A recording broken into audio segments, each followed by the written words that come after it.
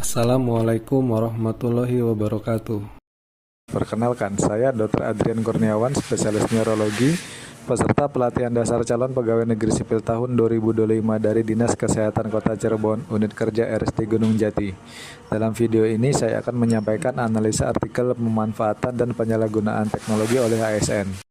Artikel pertama berjudul Memahami Pelaksanaan Sistem Pemerintah Berbasis Elektronik (SPBE) sebagai modal pengetahuan ASN di Kota Tebing Tinggi, menunjukkan langkah nyata menuju terwujudnya Smart ASN, aparatur yang adaptif, beretika, dan profesional di ruang digital.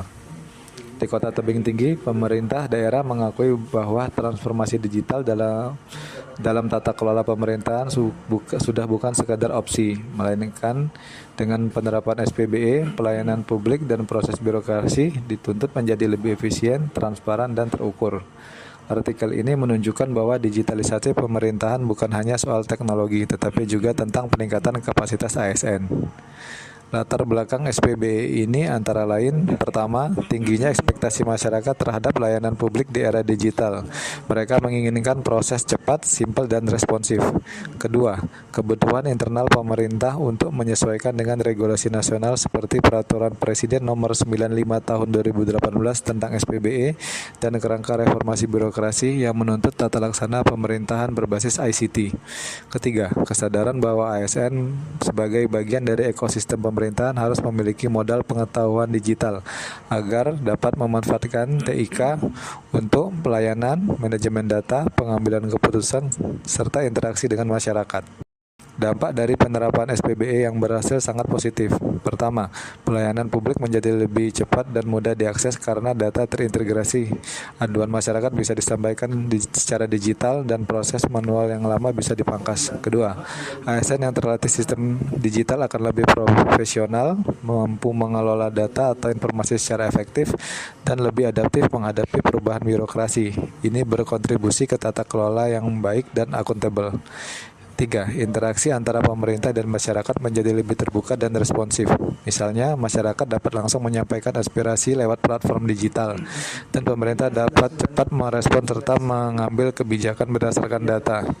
Namun bila kapasitas ASN dan sistem belum memadai, ada resiko layanan tetap lambat, data tidak terintegrasi, dan teknologi hanya menjadi formalitas tanpa perubahan nyata. Ini akan melemahkan kepercayaan masyarakat terhadap pemerintahan. Kemudian, bagaimana kaitannya dengan konsep Smart ASN dan literasi digital? Materi Smart ASN menggarisbawahi bahwa seseorang ASN modern harus memiliki kecakapan digital atau digital skills, budaya digital atau digital culture, dan etika digital atau digital ethics, dan keamanan digital atau digital safety.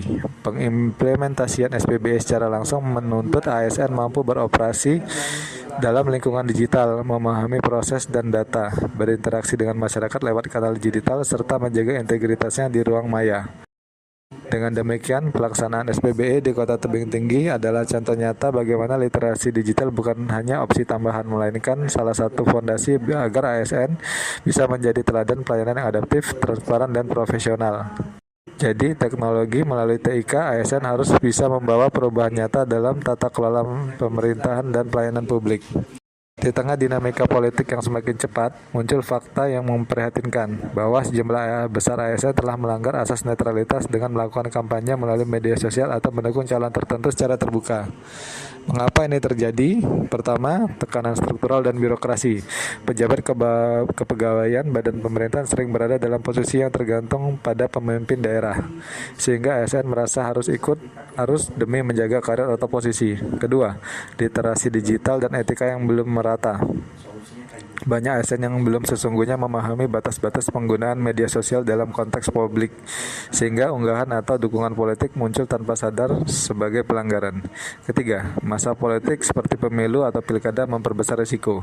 Penggunaan akun pribadi untuk mendukung calon hadir dalam deklarasi atau menggunakan fasilitas negara merupakan pola yang kerap muncul. Dampaknya tidak ringan, ASN tidak netral bisa menggerus kepercayaan publik terhadap pelayanan birokrasi, mencederai prinsip kesetaraan dan keadilan dalam pemerintahan. Pilihan politik yang tampak dari ASN juga memunculkan bias dalam pelayanan publik, serta menurunkan profesionalisme dan integritas institusi pemerintahan. Di satu individu, ASN bisa menghadapi sanksi disiplin maupun kode etik yang berdampak pada karir dan reputasi. Lalu bagaimana kaitannya dengan konsep Smart ASN dan literasi digital? Materi Smart ASN menekankan bahwa ASN harus cakap secara digital, beretika, aman, dan memiliki budaya digital yang baik. Ketika ASN memahami bahwa aktivitas daring mereka termasuk di media sosial meninggalkan jejak digital dan dapat mempengaruhi pelayanan publik maupun reputasi institusi, maka penting bagi mereka untuk menjaga netralitas sebagai bagian dari profesionalisme. Peningkatan literasi digital bukan hanya soal teknis menggunakan gadget atau aplikasi, tetapi juga soal etik digital, memahami kapan posting dianggap dukungan politik, kapan akun pribadi menjadi publik representasi sebagai ASN. Begitu pula soal budaya digital. ASN yang berbudaya digital akan menyadari bahwa mereka merupakan teladan dalam ruang maya, tidak sekedar pengguna. Mari wujudkan Smart ASN yang netral, cakap digital, dan berbudaya demi pelayanan publik yang lebih baik dan demokrasi yang sehat. Terima kasih. Wassalamualaikum warahmatullahi wabarakatuh.